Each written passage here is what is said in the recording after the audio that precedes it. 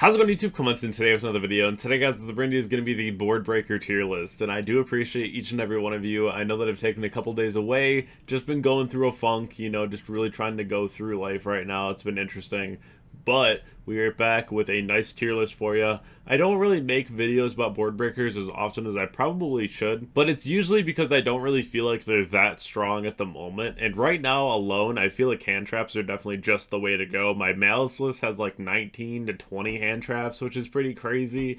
But at the same time, it's one of those things where those are the cards that are making the boards a lot better to deal with. Whereas the board breakers are supposed to do that as well, whereas like they make like a big board and you can kind of tear it down.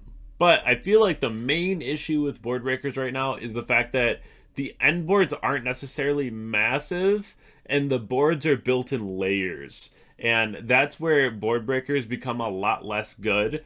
Before, when we had like Baron and Savage and all these crazy cards that would be on the board that just said like negate on it, right? Like those are the cards that were like really spooky. But at the same time, that's what made board breakers insane, right? Like normal Rhino effect, they chain something, you chain super poly, boom, board broken, right? And that's where we really want to be. And that's usually where you feel like you hand looped yourself with hand traps.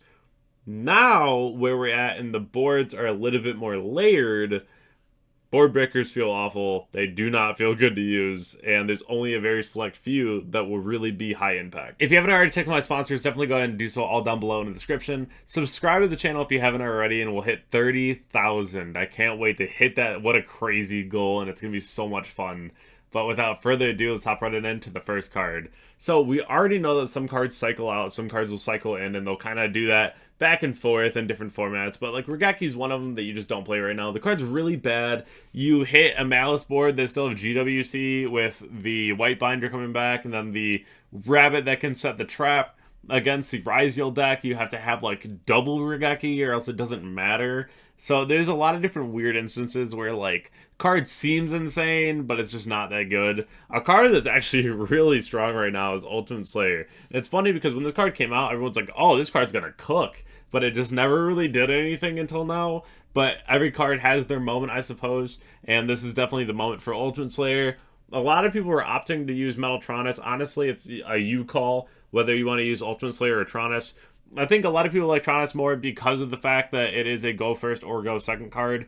But I'd rather put cards in my extract for something like Slayer, where I feel like it really does remove a threat, versus using a card like Metaltronus, where like you get rid of a card that you don't necessarily want to get rid of. Like a lot of people only play one duo drive. If they go for duo drive and you have the Metaltronus, there's not a lot of situations where you want to like just straight up negate and banish their duo drive, even though that's objectively correct, right? That's something where you want to remove the body. And it can be really awkward sometimes where I don't really love the card because it can be ashed. Like, if I'm playing a card where I'm like, man, if this card gets ashed, I just lose anyway, it's just going to be Book of Eclipse, right? Because I love Book of Eclipse. But overall, I understand that a lot of people like Metaltronus over Ultimate Slayer. I think the Ultimate Slayer is just better. If you have a Detonator on board and a Caesar, this is the best card to be able to crack the whole board. Both cards very phenomenal right now. They both do exactly what you want them to do, and they're both very strong. A card that's not very strong right now is Change of Heart. This is another one where I'm just like, listen, Change of Heart, Mind Control, don't use these cards. These cards are not good right now. They're not very strong. I definitely don't like the idea of how many cards there are right now that kind of dodge this. And again, this is another thing where like, there's no Baron Savage boards anymore. So like, there's nothing really to take that matters because the boards are built in layers. So then your opponent just does 3 other things while you're like, oh, I thought I did something, and it didn't really matter. The next 2 here are going to be really awkward. I really do like these cards, but it's really bad when these cards don't really do a whole lot in most of the decks because you need your normal summon. If you don't need your normal summon, let me tell you, Lava Golem right now, good medical. But if you need your normal summon, it's not very good. But if you don't, Lava Golem is still really strong because if you're playing things like Ryziel, you can go ahead and distribute off like the Caesar and the Detonator, or you can go after like the Desiree and the Detonator. It depends on like what their end board is, right? But this card really does a lot. I know that it's still really awkward because like twins can bring back and whatnot, but like this is where you have to have like Lava and that's why I say it's a good meta call, because it's like if you don't need your normal summon and you have like Lava and Abyssal, or like Lava and Bell, Lava and Crow, Lava and like a Fenrir or something, right? Like, these are the things that you've got to consider, and this is what's going to make the board break even better, but it would be a very unique scenario that would make this card very good. Again, it's not a very good card right now, but at the end of the day, it is a good meta call when it is very strong, because I've hit a couple of people with some lava golems, and let me tell you, it matters. It matters. The spear mode right now, definitely just not very good. The boards aren't wide enough. Like, the lava golem's always really safe, because end boards are usually like 1 to 2 monsters that are like a problem. But like, rarely anymore do we see like Oppo Baron Savage, right? Like, that used to be every other end board, but like now, not really. So the spear mode will come back again at some point, but right now, pretty mid. I just wouldn't use it. But the card that I would use right now is Lightning Storm and Duster. I think these cards are very strong, especially against Blue Eyes. Just being able to knock out the entire back row. You use them against like Malice, you force out everything, make them summon out the White Binder.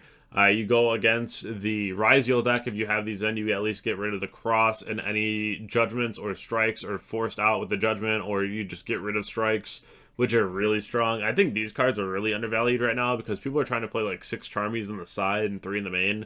So it really does clog the side because everyone has to play 3 Lancia right now. So a lot of people's sides right now are like 6 Charmies, 3 Lancia, 3 Droll, and like 3 Solemn, right? And it doesn't matter which Solemn, if it's Strike or Judgment, it's one of the two. So it's definitely very awkward right now because there's not a whole lot of room in the sideboard. But if you can find some, these are some very good cards to run at the moment. The next one I'm going to say is probably just mid. Evenly is very mid, especially in a format full of Lancia. Let's say it's a game 2 scenario and your opponent like sees an Evenly or something, right? Or you're playing like Malice and you already have Lancia sided against you. If you're playing Memento and you already have Lancia sided against you. There's a lot of situations where this card just doesn't do as much as you want it to.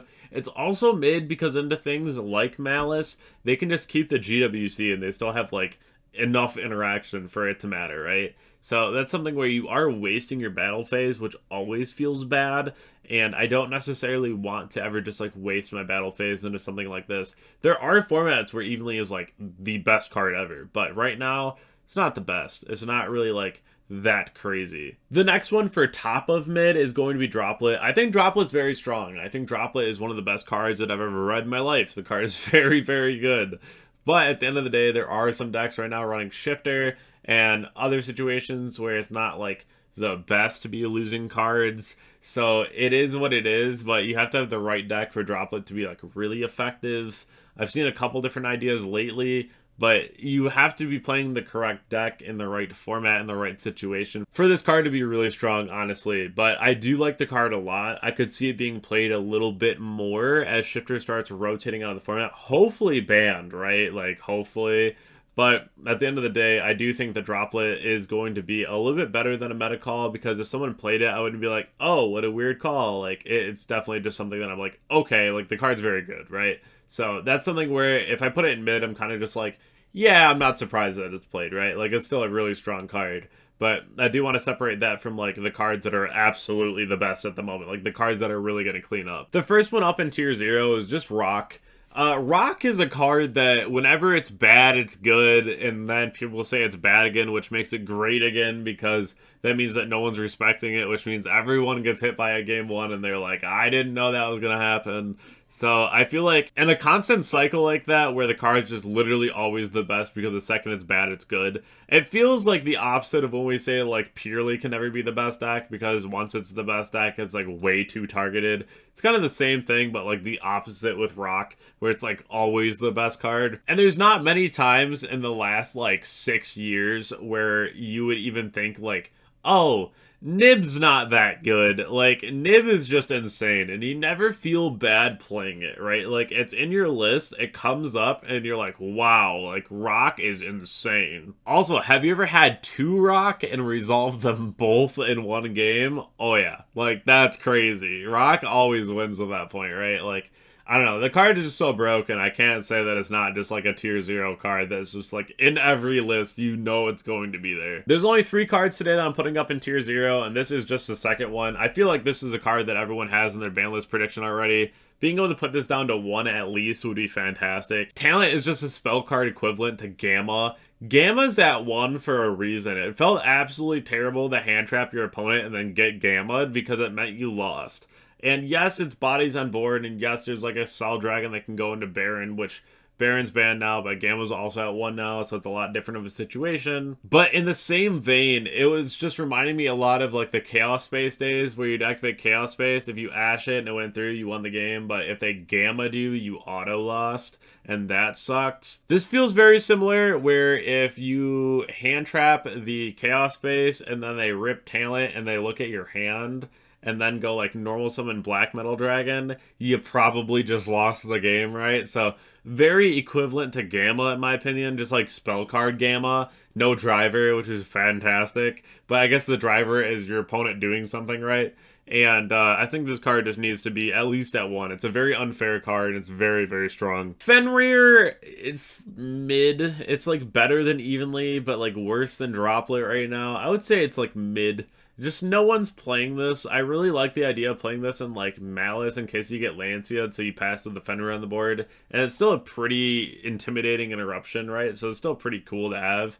But at the end of the day, it's just like not really doing it. It's still scary to see on a board, but like it's not any of these, right? So it's a little less threatening, but it's still a Fenrir. Now the next one at the top of mid that's gonna be tied with Droplet is Book of Eclipse. I think this card's fantastic. Going first or going second, the card is absolutely phenomenal. It does what it needs to do. The card is just so unique in what it does, and it's so good. They've even made several boss monsters after where they do the same thing, which is so funny because Book of Moon historically is just like the craziest card, right? So having Book of Eclipse to just go ahead and drop in draw phase and be like, everything goes down. Or like you drop it in main phase and then you rip talent. Oh my god. It's so good. It's the wombo. But Book of Eclipse is just such a fantastic card. I highly recommend it. And even though it's mid right now, it's still a card that I consider every single tournament. The next one that's going to be a good meta call is going to be Kurakara. This is realistically only against the decks where it's like Oppo, Baron, Savage when everything's activating on an end board. We haven't had that in a long time, and again, it's very layered, so this would have to be another time when things are not layered and it's kind of just like a massive end board where this card becomes really good. But Kurakara, it has a lot of issues right now. It's not like the most fantastic. It's a cool card for sure. I like the card a lot, and just in terms of what it can do, right? Because like that card can outright just win you a game immediately because of the fact that the card just gets gigantic. And I think that's pretty cool. The Reborn effect's really cool. I've definitely stolen a Fenrir off that before and won the game because of it. Dark Ruler just is not really the time for it either. There's so many situations where, again, layered end boards, I'll say it 100 times this video, layered end boards make board breakers a lot worse, and that's something where you don't really want to use those. You're going to be more hand trap focused because they do a lot more into those situations. It's like having the binder to go ahead and banish the rabbit to have the rabbit set the MTP, and then you ash the MTP, right? Like that's where hand traps really do shine when things are layered. Whereas like a Dark Ruler to like a Malice end board, I'm kind of like, really? You know, because like even if you summon a monster out to the era of a Krypter, then you're kind of just like, it doesn't do anything, right? So the Dark Ruler is like really mid. You don't want to play this card. Good meta call. I would say also Super Poly. It's gonna be really good when it's really good. It's really bad when it's really bad. Right now there's like no targets at all for this card unless you're playing a deck that specifically makes targets for it, right? So I wouldn't play this card at all. I think the card's really bad right now, which is really weird to say because Super Poly is insane. But like right now alone, it's just not very good. The next one here is just gonna be the Kaijus. I would say don't use these right now. Like even the Lava Golem is like a stretch, but at least it hits more. I think the Kaijus just don't out enough right now as far as just being like a solo monster, especially if you try to hit like the Cryptor off a board and then your opponent has a Bistro and brings it back, right? Like there's so many situations where Kaijus just don't do it. I'm trying to at least use a Lava Golem to clear 2 things. But, like, even a Kaiju is, like, so mid. So is, like, Pank. So is Econ. Like, the target steal, just like the Change of Heart and the specific pop, it's, like, way worse than, like, a Fenrir, in my opinion. It's, like, fine. It could be mid because, like, you can use it in scenarios, too, where it's, like, not terrible. But, I don't know. I kind of like Fenrir, too, because it does force out a lot of really weird situations. Yeah, I'm going to put this back down here. Because, like, you summon Fenrir, right? And they have to Paradise you. And that means that talent's turned on. Or if they don't Paradise you, you go activate Fenrir, and then they have to like pop it, and then they have to use Cross to negate it. Or you go Fenrir to search, you go battle phase, attack, effect, then they have to pop it and go ahead and negate the effect with the cross, or they can go and chain the detonator to like bring itself back if they go target it with a Fenrir, and then it's like one less thing to deal with, right? Because it already has brought itself back. Or if they have another monster on their board, you can go ahead and just use a Bestial and then like banish one of the XCs they're trying to bring back, like the detonator. So there's a lot of situations where I feel like Fenrir is just better because it makes things really awkward in a Rise deal and kind of forces out a lot of plays. Whereas like Pankratops just kind of feels like a waste. Like you use the effect, they're just gonna cross it, or like use literally anything else to go ahead and just stop it and make sure it doesn't really matter. The detonator can protect itself. Like it just doesn't accomplish anything that I want it to do. Where I feel like Fenrir just does a lot more right now. Even though Fenrir is like pretty mid in my eyes, I still feel like Pankratops is worse. Because that's really weird too, because I definitely thought that Pankratops was always a better card, but like looking at it now, they're definitely unique in what they do, and it's hard to compare them. But like, I'm definitely choosing Fenrir over that though, because Fenrir is just Fenrir. It's crazy. The last one is gonna be Imperium 2-0. I don't really feel like this surprises anyone. It's a trap card that just says, "I'm gonna stop you right there. Like you don't need to be doing that anymore." And it's the best 6-card draw. It's really good in the crazy boards. The card itself is good going first and second. It doesn't turn on talent, right? Like, there's so many ups to playing Imperm. But I do hope that you enjoyed today's video. If you have any questions, definitely go ahead and leave them down below in the comment section. I'll try to get to them as fast as I can. And everyone have a wonderful night, and I'll catch you on the next video. Thank you.